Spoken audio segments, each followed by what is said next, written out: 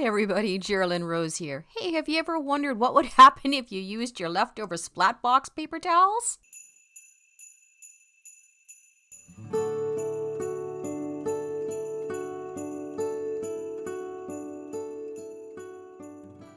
What bites Bobo big time for me is I just had a huge wad of paper towels I could have used this for. The ones I did have left, one's kind of a fall color and the other is this gray blue one that I've got. I have to do a Frosty floral for the Christmas hop this month. Got this black, gray, blue one out. You can see I'm spraying with water.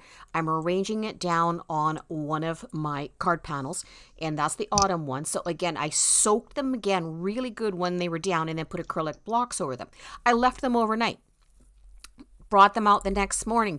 And this one, I thought it would have transferred more. It did not. This one did not have as many of the micas on it. The effects that were there, though, they were very subtle but nice. And I thought, you know what, I can work with that in the background because Frost is very dreamy and nebulous. So I brought in some colors in like the blues and a little bit of purple and a little bit of green and accentuated it. Then I brought out the Alt New Leaves and Berry stencil. I started out with the teal color.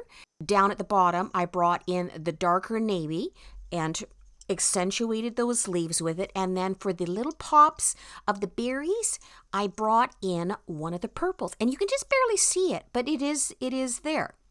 So I've got that stencil down and pulled it off, and now I'm going to put some shimmer relief paste over top of it. I only have the pearl and the burnished platinum, so I color mine with all sorts of different stuff. This time it was shimmer sprays. So I've got the blue one out and I've got the purple one out, and you can see I'm just slabbing them on my scraper there. I'm just going to drag this across, and I don't care where it goes. I wanted some of the stencils to still be open, and I offset that stencil as well too.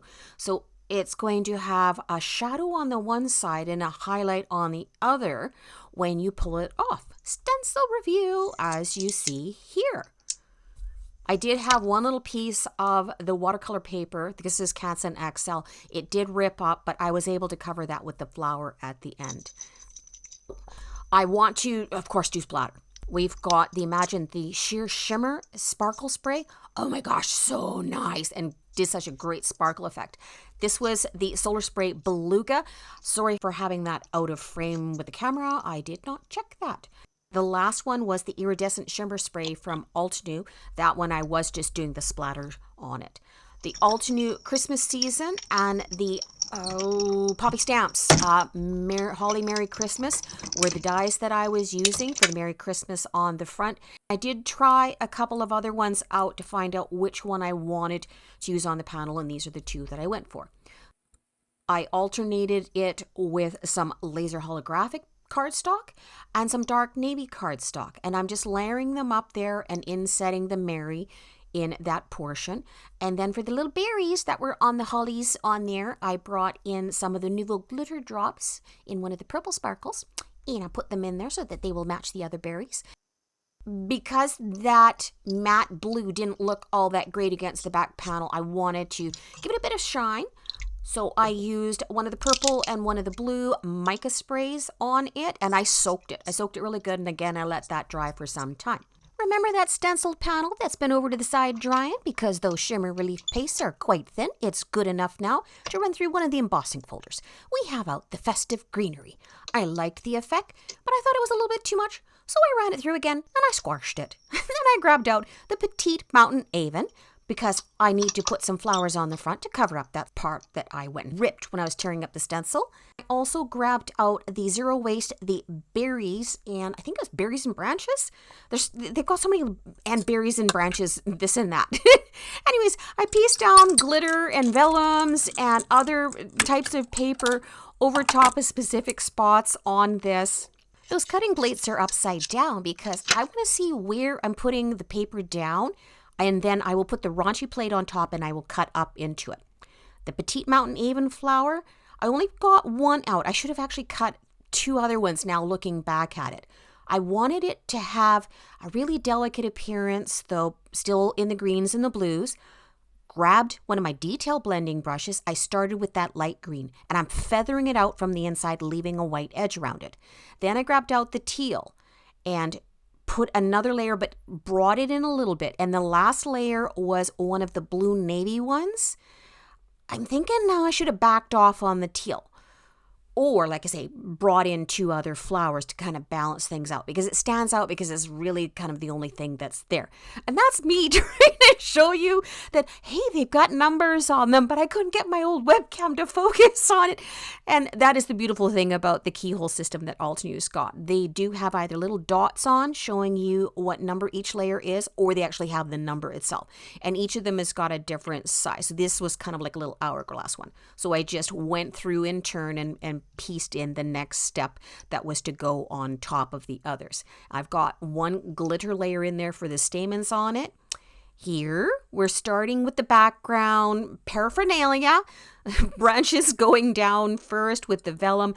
I ran the glue along where the stems would go or the veins would go in the leaf sections. So I know the vellum is going to curl, but that's not going to matter because it's in the portion that would have been a stabilizing component, the branch, right? Here is the one with the little berries, and I did those in an assortment of textures, papers, and the colors to mimic what's going on with the card. We've got the Mary down. We're going to tuck the Christmas in underneath. Of course, strategic placement. I was also hiding one small little smudge that I didn't quite like. I could have left it, but I thought, well, I can cover it up anyway. Here is the flower going down on the left. We'll jump to the inside of the card. The Altenew halftone holidays are the sentiments that we're using. I started out with a really light blue tone. Then we'll bring that green in and we'll go back over top of it. It will push it out a wee bit and cause a bit of haloing. And then I brought in, I think it was some more blues again to give that bottom sub-sentiment a little bit more definition. And the last little piece, I brought out the Enchanted Gold pigment ink. I'm only highlighting the one word though, right there. It's nice because when you hold the card, you're like, what is that? And it's just got a little bit of shimmer.